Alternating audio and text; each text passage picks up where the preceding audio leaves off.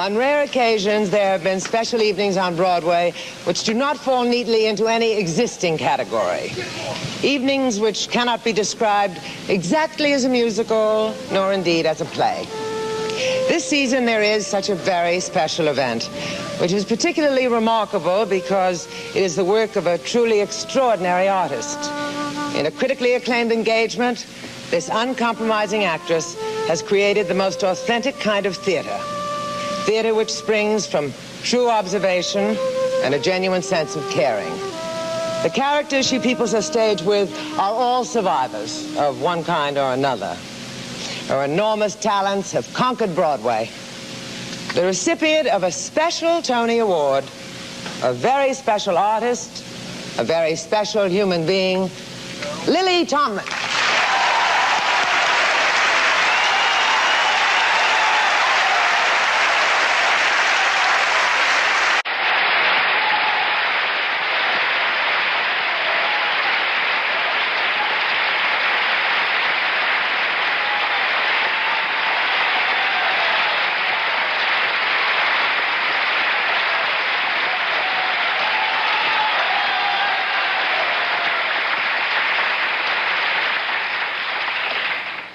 Thank you all a lot.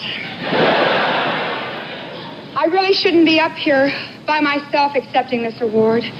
There are a lot of people who should be here with me.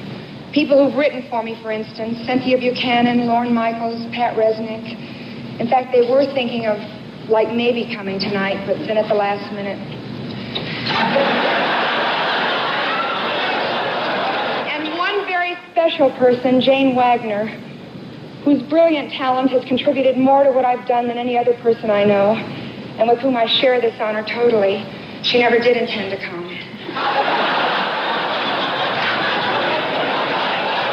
Because she knows, as I know, that there's more to life than this.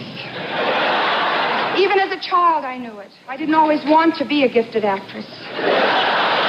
There was a time in the beginning when I wanted to be a waitress.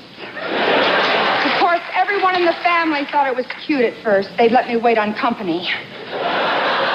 When I'd lose a tooth at night, my father would leave me a quarter under a plate. And then when I was 10, they got me my first uniform. It was white cotton with little orange and blue trimmed collar and cuffs.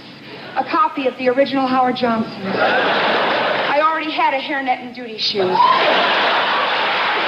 I suppose that some of you had Kool-Aid stands after school. That was normal. I had Kool-Aid. I also had root beer float, tuna salad, grilled cheese. And I was open every night till 9. When I graduated college, I packed my uniform and I set out for New York, determined to make it as a waitress in the big time. All I could get was work in the theater.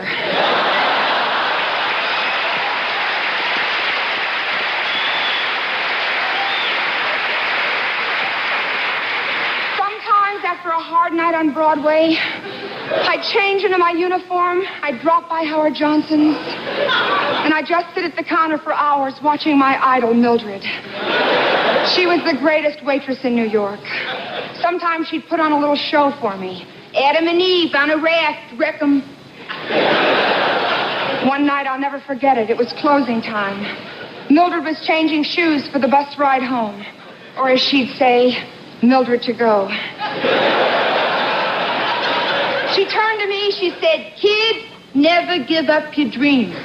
Because someday, somewhere, someone is going to look into those great big blue eyes of yours and say, 'Miss, what kind of pie you got?'" I'd been on Laugh-In 3 years. My name was a household word. I'd given up all hope of ever becoming a waitress. I knew that I was going to have to settle for stardom. And then one day I was in New York. I decided to drop by Howard Johnson's just to say hello to Mildred. It was a lunch rush, but as soon as I walked in, she said hello. "Hey, kid, I seen you on Laugh-In." When are you going to stop fooling around and do something with your life? And then it happened. Mildred reached up to get an iced tea glass off a top shelf and wrenched her back.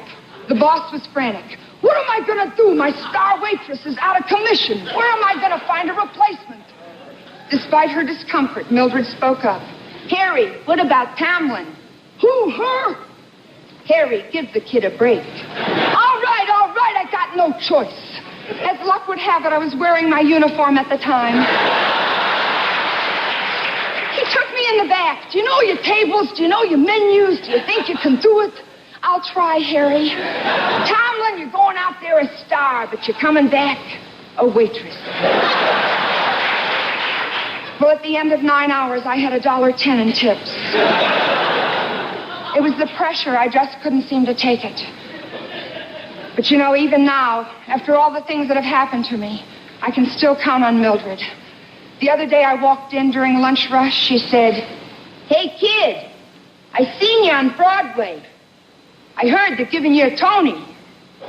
So when are you going to stop fooling around and do something with your life?"